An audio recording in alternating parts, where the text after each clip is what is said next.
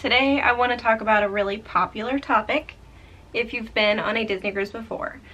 By the title you can probably tell this is about Palo. I want to talk about brunch and dinner because the way people talk about Palo is they say you have to go. I want to tell you, you don't have to go. I always go, but it's something that I really truly enjoy. You don't have to go to Palo to have a good time on your cruise. If you like to have a very fine dining experience, I would encourage you to go. I would encourage you to try it if you've never been before. I don't feel like you have to go. So I feel like it's not fair when people tell you this is something you absolutely have to do, because it is $40 more per person plus tip. So if you're kind of on the fence thinking, I want to save the money, then you don't have to go. Are you going to miss out on something? I don't think so. I'm gonna link to a video in the description box of somebody who did not have a life-changing experience at Palo. I think a lot of it had to do with dietary choices. If you're vegan, they will accommodate you, but you might not have the spectacular experience that everyone else seems to have when they go to Palo. I'm not saying that it's a universal kind of thing where everybody who goes has a great time, because I'm sure that somebody has gone once and thought that it was overrated. So I want to tell you that you don't have to go. I love it. I really, really do. And it's something that I do on every cruise. If I can, I will do brunch and dinner because it's something that I truly enjoy.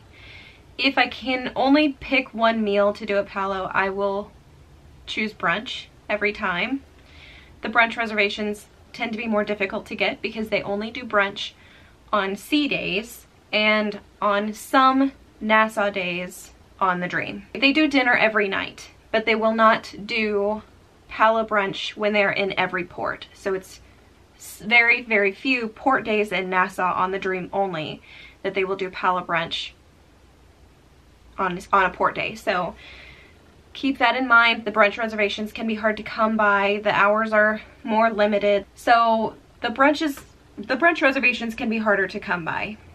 The brunch is spectacular. I'm going to be inserting video clips throughout this video of the buffet that was at Palo Brunch in November on the Panama Canal cruise on the Wonder. So these clips that I'm going to be showing are from November of 2019. I will say that sometimes it seems like the brunch, buffet, is a little more limited. The buffet in the clips that I'm going to be showing you is extensive, okay? This is the largest brunch buffet that I've ever seen at Palo before. I don't know that it's going to be like this every time, so I want to tell you that sometimes it may be some assortment of these items. The way Palo Brunch works is when they sit you down at a table, they will hand you a menu and they will offer you a glass of Prosecco, a Bellini, or a mimosa if you like. And this is included with the $40 charge for brunch if you're over the age of 21.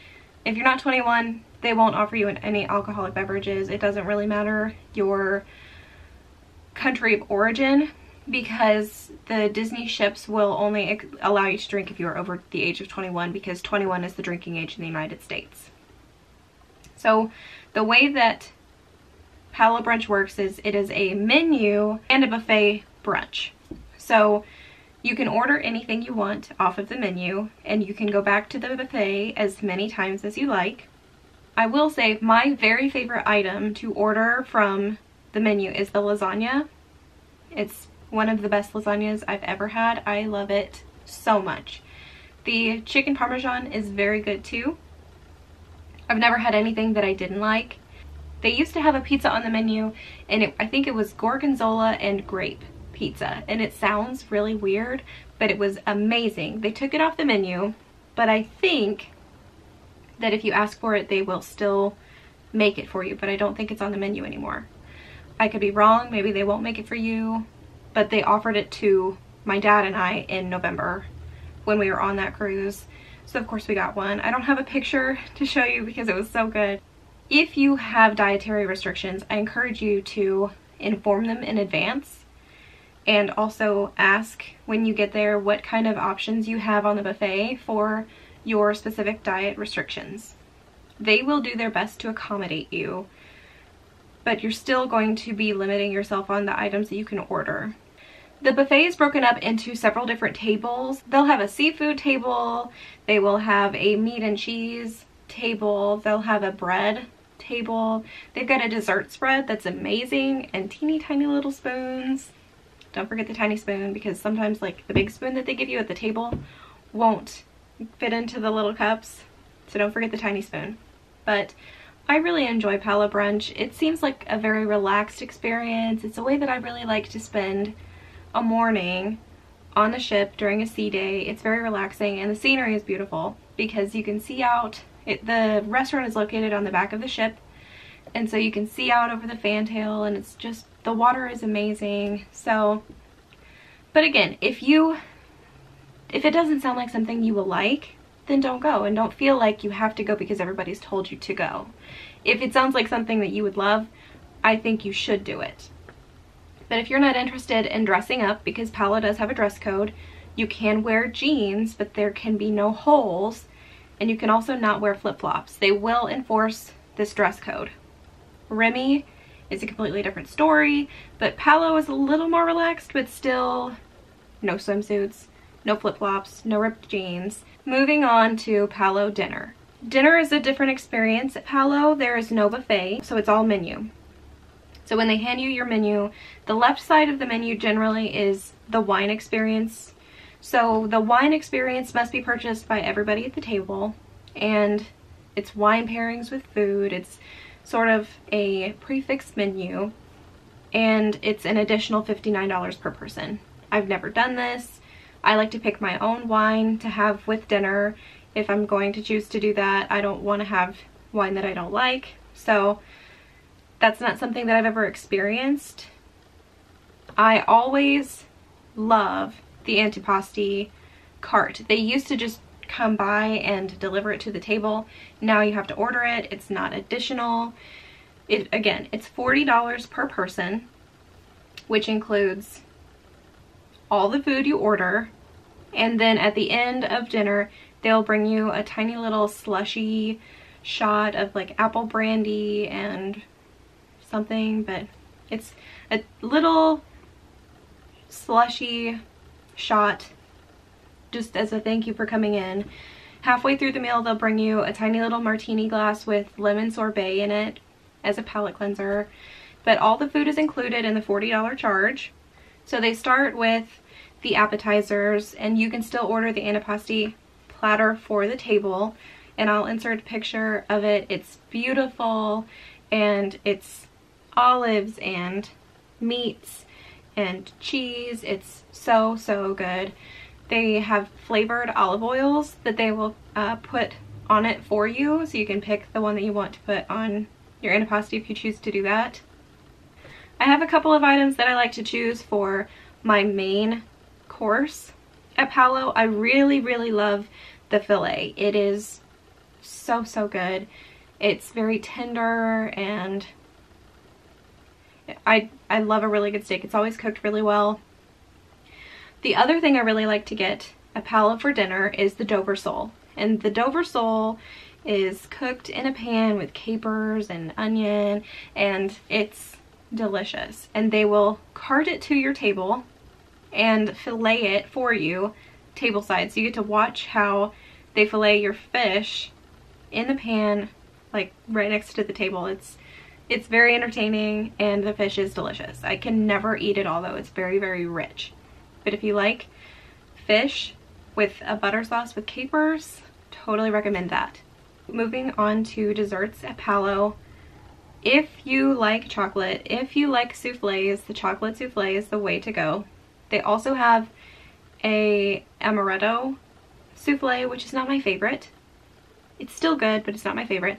My favorite dessert that I've ever gotten at Palo is the limoncello tart, because it is so lemony and tart and very delicious, and it makes me happy even just thinking about it. So these are the things I like to order at Palo. I totally recommend Palo for brunch or dinner.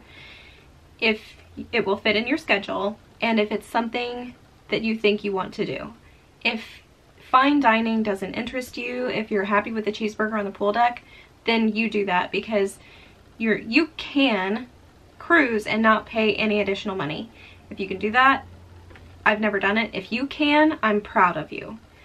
I am going to try to do that in September. So I haven't booked any activities for my September cruise because I'm booked on the Leg Life Viewer cruise. If you didn't know that, now you know. I'm supposed to be going on that with my dad in September, so that's really exciting. But again, if it's something you want to do, I totally encourage you to do it. Also, if you try to get a reservation at Palo for dinner or for brunch online before the cruise and you can't because it's already booked, always check once you get on the ship. The very first day you get on the ship, there will be a location in your personal navigator, and it will tell you where you can go to talk to somebody about Palo reservations, dinner or Remy reservations, your main dining reservations, and they're all in the same place. Make sure you get in the right line for Palo reservations, and you may be able to get into a time slot there. Sometimes there are cancellations, sometimes they will hold time slots for people who don't book in advance. So always try. If you can't book it online, always try once you get on the ship. That's my biggest tip. One last important thing about Palo is they will only allow you to have one reservation for each meal at that restaurant, unless you book dinner for the very first night of your cruise.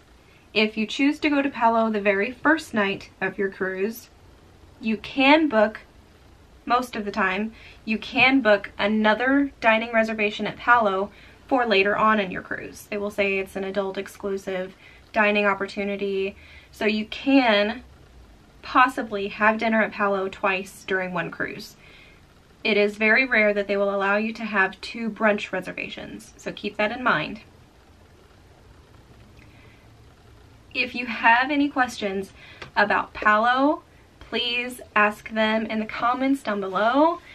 I have not had a meal at Remy in several years, so if you have any tips to share about Remy, please leave those in a comment down below, because I haven't experienced it in a very long time. I really appreciate your participation, you becoming a subscriber. Thank you very much if you have clicked that subscribe button. I really appreciate the thumbs ups, because that kind of helps me gauge what you guys like and what you don't like. If you don't like a video, give me a thumbs down and then try to tell me why. I always wonder what I could do to improve this. If you have any suggestions, I'd love to hear them. But I really appreciate your input, your participation. I want you guys to communicate with me. I want this to become a community where we talk to each other and learn from each other. So that's what I'm hoping for this to become. Anyway, that's all I have for you today about Palo Brunch and Dinner. If you have any questions, I'd love to hear them. You'll see me really soon. Bye, everybody.